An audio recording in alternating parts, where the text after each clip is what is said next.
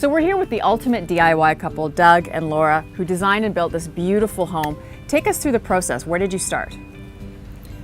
Well, we started by looking for property, and we decided on this piece of property because we liked the combination of the woods and the view of the water and mountains, and it was a pretty good value. So, and we designed the house actually to work with this property. Right. The property we almost chose before had a completely different layout. And what factored into your decision? We like the fact that cedar is beautiful and renewable and very interesting. Adds a lot of visual It interest. adds lots of Yeah. interest, yeah.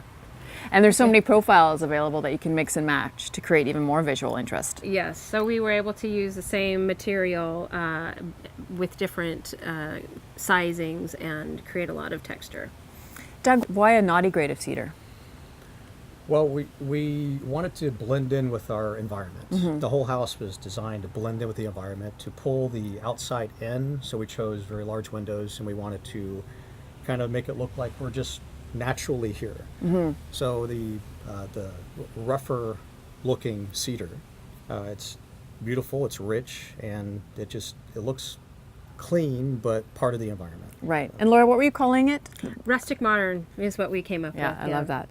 And so the first area that you applied cedar was this garage that we're standing in front of right now, and you used a T&G Correct. profile.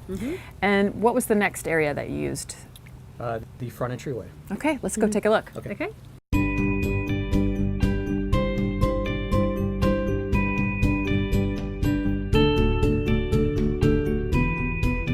So Doug, when it came to cladding the main house, what did you factor in your decision? Well, we factored in the appeal, number one, the look. We factored in cost, Right. and one of the main issues was determining how to get that right mixture of material and still maintain the look of more kind of a rectangular house. How do you build character? Right. So we consulted with a friend of ours, an architect, and we decided to go with the 1x12 cedar vertical. And it's using kind of a reverse batten board Right. process. So we're using a fiber cement board behind the cedar, and then put the cedar, paint that, and then put the cedar on top of that. Did he say why he advised you on that?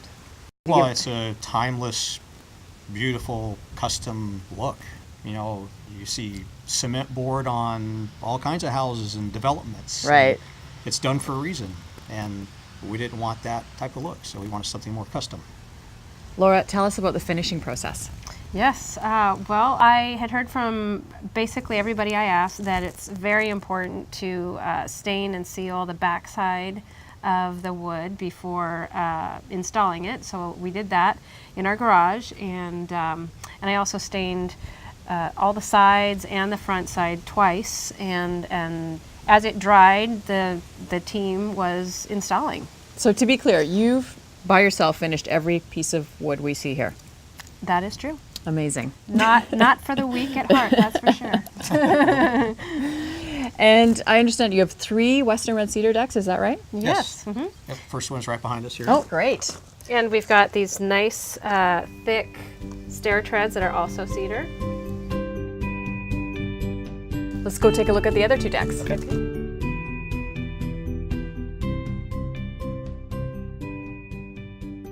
So we're here on your main deck, and we've brought Mr. Cedar along because we want to talk about finishing options for this deck. But first, Doug, take us through the beautiful design features of this space. Well, we, again, just like the rest of the house, we went through several different iterations of design. We went from a metal roof sloping out this way to sloping this way, and we just couldn't find that right mix. We went from a flat live roof, because we're thinking that'd be kind of an interesting feature to the house. So we decided to do this. It mimics the existing roof line, and it fits just right. So I wanted as much cedar as possible. Right. And so we went with a cedar ceiling on this, and it's a tongue and groove. Beautiful. Just like what we have on the garage.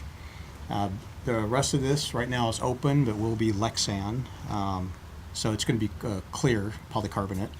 That way we can protect all this from the rain, since we are in the Pacific Northwest. but we wanted as much light in here. So, but the purpose of doing the roof line, the solid roof line there, is to keep the sun off the interior of the house. So, Okay. So we have cedar up there, and we have our cedar decking and a cedar rim board, kind of top it off. And right now we're just trying to figure out how to finish our floors, our cedar floors.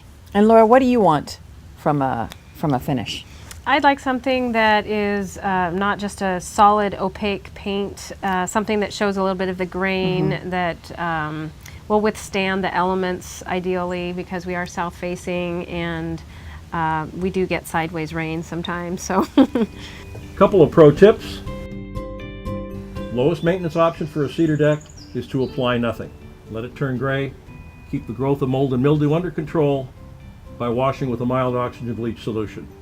Option number 2, apply a transparent stain, which will provide water repellency, still allowing the deck to turn gray.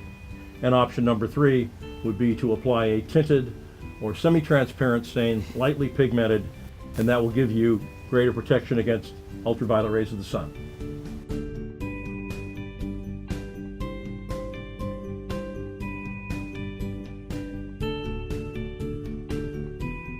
Really impressed with the work you've done. Really am. Yeah. thank you so much. Yeah. Thank you. Thank you for inviting us to your beautiful home and Yes. showing us around. We're just so happy that you came. For more decking finishing options, go to realcedar.com.